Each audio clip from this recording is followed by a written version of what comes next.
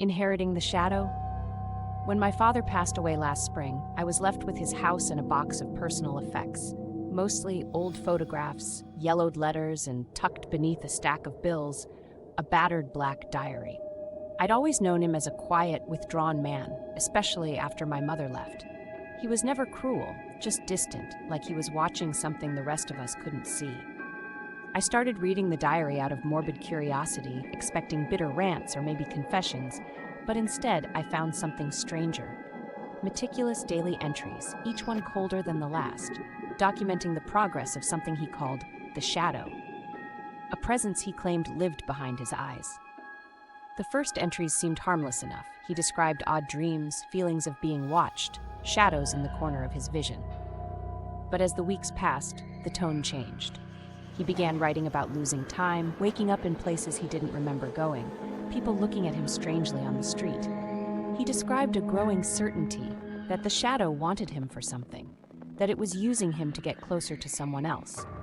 The entries started ending with variations of "not much longer now," and I admit I laughed it off as the ramblings of an old man going senile. A week ago, I noticed the last entry was dated today. I set the diary aside, unsettled, but went about my day. That night, as I was brushing my teeth, I caught a flash of movement in the mirror behind me. Just a flicker, gone before I could focus. I laughed at myself and went to bed.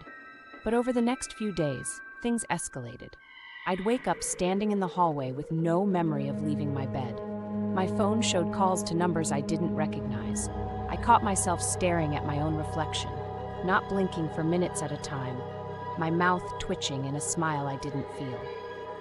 This evening, I opened the diary one last time and noticed something I'd missed before.